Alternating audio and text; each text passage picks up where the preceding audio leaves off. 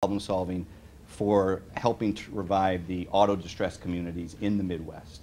And we're going to feature this in coming months in Washington and work with the Obama administration on how we implement it. So the basic picture I want to paint is, don't believe me, but believe someone some of you may know and respect, Ned Gramlich, former provost at University of Michigan, Federal Reserve Board governor, serious economist.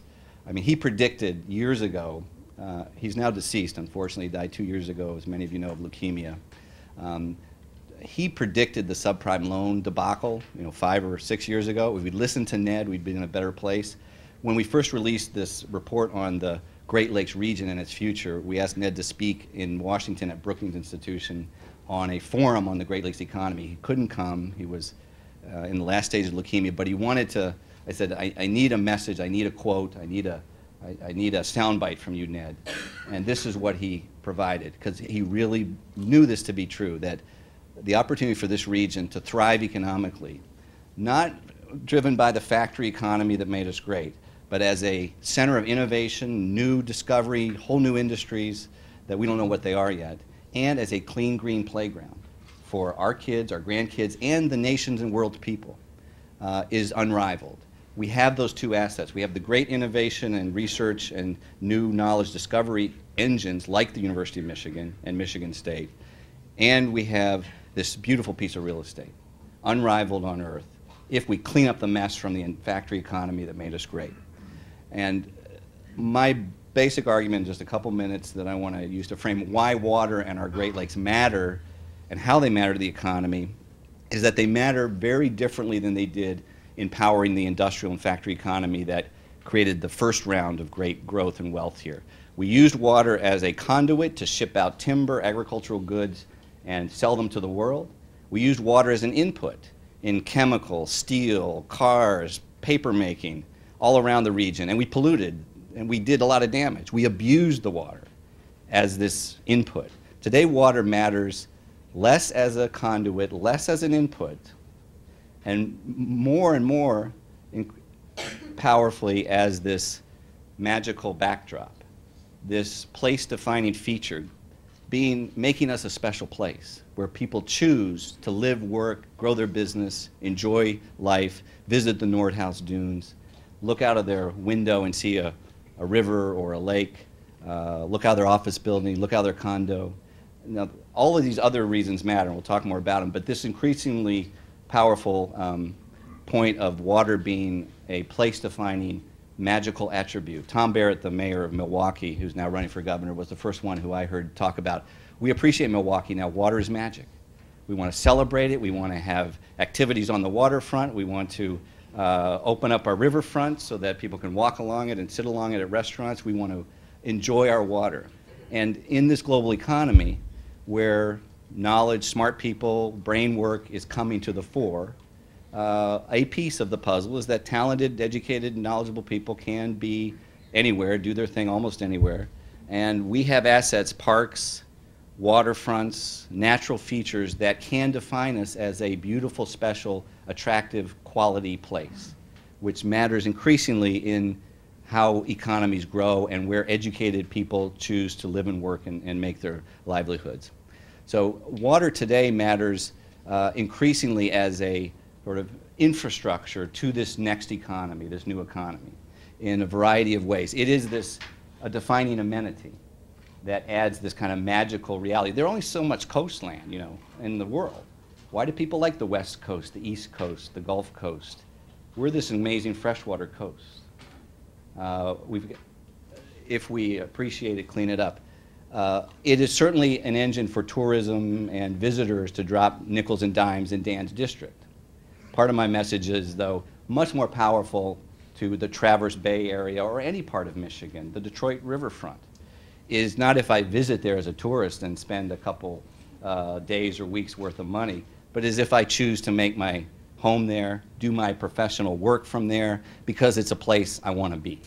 And that's happening up in Dan's district. More and more professionals, engineers, consultants, attorneys, are choosing to live there because it's a magical place.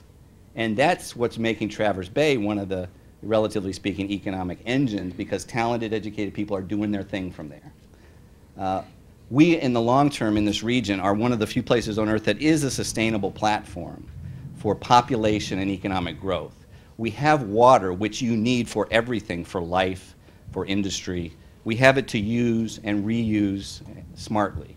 I mean, Las Vegas does not have long-term access to water. I mean, they want to steal ours already. So does Georgia. Around the globe, China is now in a dramatic water pollution crisis, as is India. They can't fuel their agricultural boom that we helped start with our land-grant universities, teaching them how to grow more crops, because it takes too much water.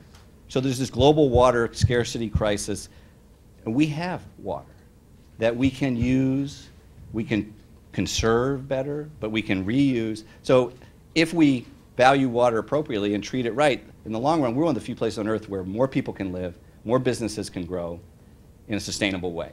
We're a platform for sustainable growth. That's the long-term argument. Water technology, problem solving, measuring, monitoring, cleaning, energy efficient, water efficient, appliances, buildings, systems is the coming thing. It's a $500 billion global technology, clean tech business. And for us to be the leader in discovering what those innovations are, where every washing machine, every building like this one uses water smarter, better, different, conserves it. Every municipality is using cleaner, greener water. That's a growing global blue economy like the green economy, jobs and technology and clean tech engine. And we need to be the center of all that. Finally, I would argue that smart water use, like smart energy use, is a values transmitter. We're a place in Michigan that's serious about sustainable practices in our communities, in our lives. Young people, like in Michigan, that leave us, want to be about participating in communities, living and working in states and communities that are part of the coming economy, that are problem solving, that are solving climate change, that are involved in sustainability work. Some of you heard there was NPR here did a series, Careers Beyond Cars, last year, which basically said, asking young people, what do you value? What do you do?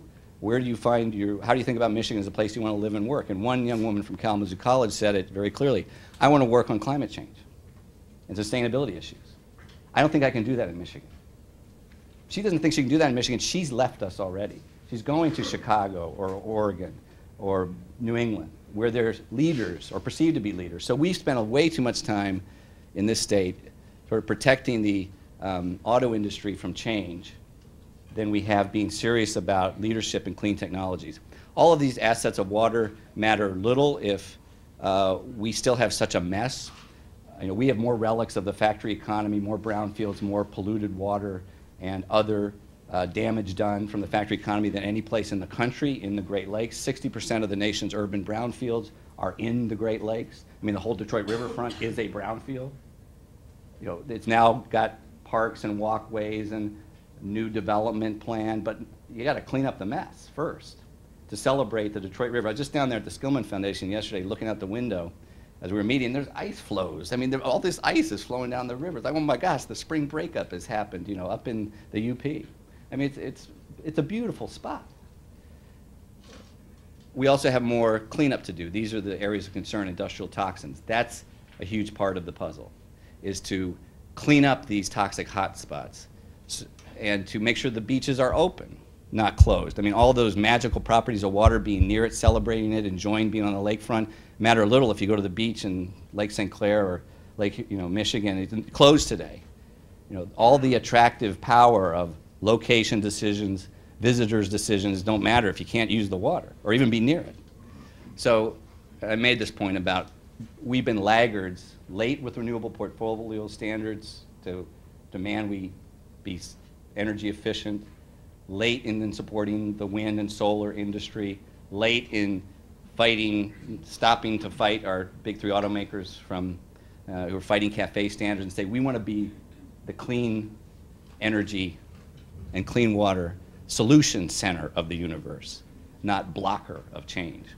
So I'll end quickly because I've spent too much time. We have put numbers with Don's help and others' help on what it would benefit Michigan and the other Great Lakes states to follow through on this Great Lakes cleanup effort that was put together by our leaders, our scientists, the Bush administration, EPA. What would it cost us, state, federal, local, to clean up those toxic areas I just showed you? to rebuild water and sewer systems so that beaches are open, not closed.